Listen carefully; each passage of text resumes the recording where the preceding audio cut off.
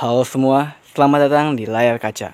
Di video kali ini saya akan menceritakan alur film seri keempat dari Indiana Jones. Di seri keempatnya ini, Jones bersama teman-teman yang lainnya akan berpetualang mengembalikan semacam tengkorak kristal ke tempat asalnya. Jadi tanpa lama-lama lagi kita akan ceritakan alurnya dengan cara posisikan rebahan atau duduk ternyaman kalian, dan inilah Indiana Jones and the Kingdom of Crystal Skull.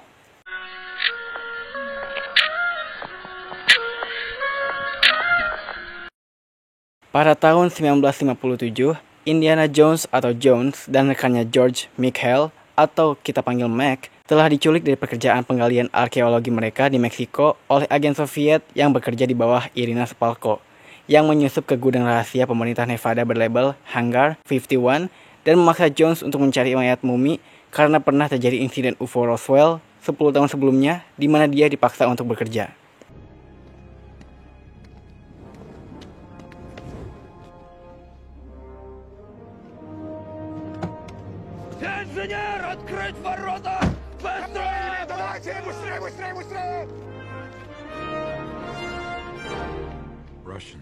Tak lama kemudian, Mac mengungkapkan bahwa dia telah menjadi agen ganda di dasar gaji KGB.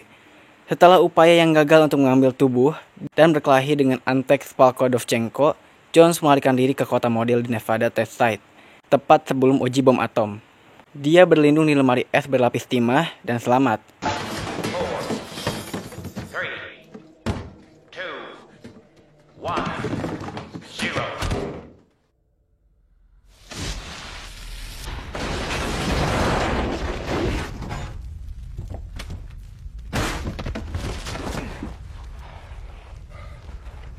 Setelah itu, Indy pun didekontaminasi dan diinterogasi oleh agen FBI yang mencurigainya bekerja untuk Soviet. Meskipun dibebaskan melalui rekomendasi Jenderal Ross, dia akhirnya mendapat cuti tidak terbatas dari Marshall College dan dekan mengundurkan diri untuk mempertahankan pekerjaan Indiana di perguruan tinggi. Jones didekati Grayson Matt Williams, kita sebut saja Matt. Nah, si Matt ini memberitahu Jones bahwa Harold Oxley, kita panggil saja Ox, menemukan tengkorak kristal di Peru dan kemudian diculik bersama dengan ibu Matt, Mary, yang mengajarnya. Jones memberitahu Matt tentang legenda tengkorak kristal yang ditemukan di Akator.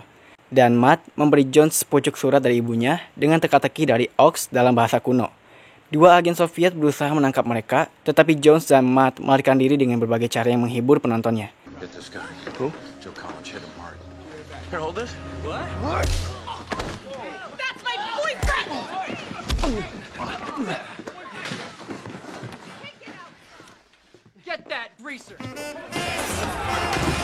Setelah berhasil melarikan diri, mereka mengikuti makna teka-teki dari Ox tersebut dan mencapai Peru. Coretan Ox di dinding dan lantai selnya membawa mereka ke kuburan Francisco de Orellana, seorang konkuistador yang mencari Akator. Mereka menemukan tengkorak di kuburan dengan alasan Jones bahwa Ox telah mengembalikannya ke sana. Jones dan Matt ditangkap oleh Mac dan Soviet, lalu dibawa ke camp mereka di hutan Amazon. Spalko yakin tengkorak kristal itu milik makhluk asing dan memiliki kekuatan psikis yang besar, dan menemukan lebih banyak tengkorak di Akator akan memberi unit Soviet kemampuan untuk mengendalikan dunia melalui penggunaan telepati. Spalko mengancam akan membunuh Matt jika Jones tidak membantu, tetapi ketika itu tidak berhasil, dia mengancam akan membunuh Marion Ravenwood. Benar sekali, Marion muncul lagi di seri keempat ini. Spalko menggunakan tengkorak pada Jones untuk memungkinkannya memahami Ox dan mengidentifikasi rute ke Akator. Jones dan sekutunya mencoba melarikan diri, tetapi Marion dan Jones terjebak di tempat berpasir yang kering.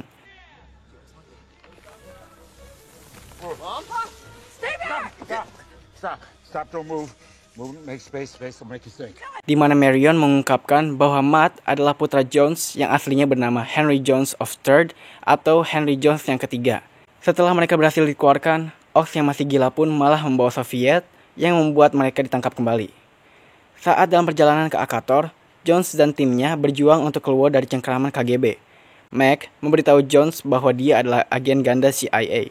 Jones dan rekannya, begitu juga dengan para Soviet, dikejar dan diburu oleh jutaan semut Siafu saat akan melarikan diri.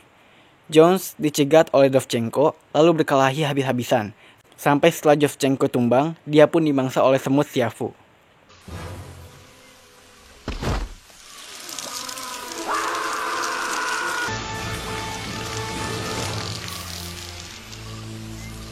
Dan ada kejadian menarik bahwa para semut itu takut kepada tengkorak ini, yang akhirnya Jones mendapatkan kembali fedoranya. Karena tidak ada jalan lain, Marion telah membuat rencana akan terjun ke bawah sungai dengan mobil amfibi dengan kecepatan tinggi yang membuat semuanya panik. Dan yang terjadi adalah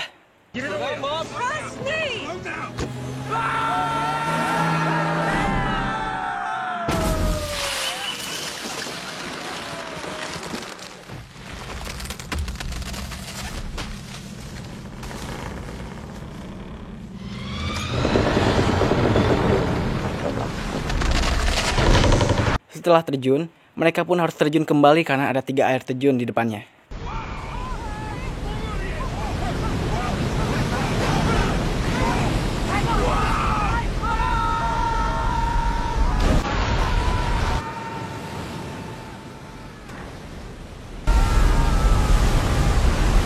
Setelah selamat dari 3 air terjun dengan kendaraan amfibi, Jones dan Ox mengidentifikasi formasi bantuan mirip tengkorak yang membawa mereka ke Akator. Mereka tidak menyadari bahwa Mac berbohong tentang menjadi agen CIA dan telah menjatuhkan transceiver untuk memungkinkan orang Rusia yang masih hidup melacak mereka. Tim Jones menghindari pribumi dengan bantuan tengkorak, lalu mendapatkan akses ke kuil dengan membuka semua batu agar pasirnya keluar dan masuk ke dalam. Lalu mereka menemukan tempat yang dipenuhi dengan artefak dari banyak peradaban kuno, mengidentifikasi alien sebagai arkeolog yang mempelajari budaya berbeda di bumi. Mereka menemukan dan memasuki sebuah ruangan yang berisi 13 kerangka kristal yang ternyata kerangka ke-10 lah yang kehilangan tengkoraknya. Spalko akhirnya tiba dan menyajikan tengkorak ke kerangkanya, di mana kerangka tersebut secara telepati menawarkan hadiah di Maya kuno melalui Ox. Spalko segera menuntut untuk mengetahui segalanya dan alien. Makhluk itu mulai menghidupkan kembali dan mentransfer pengetahuan mereka ke dalam pikirannya. Portal ke dimensi mereka diaktifkan, dan sisa-sisa orang Rusia lainnya ditarik ke dalamnya.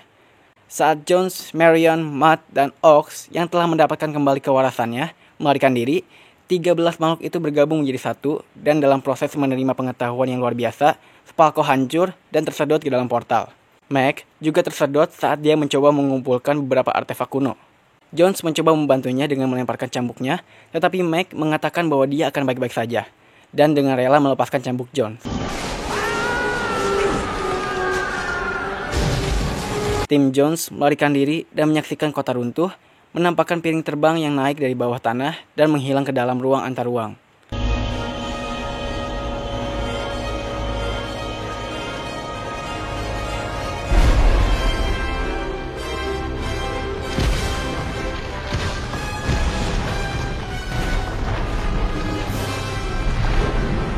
Sementara, cekungan di dasar lembah yang ditinggalkan oleh kepergian piring tersebut dibanjiri oleh air Amazon. Tahun berikutnya, Jones dipekerjakan kembali di Marshall College dan diangkat sebagai dekan. Dan dia dan Marion akhirnya menikah. Nah, gimana nih teman-teman? Seru gak? Kalau menurut saya sih, ini film Indiana Jones yang paling seru karena kita kedatangan anaknya Jones juga.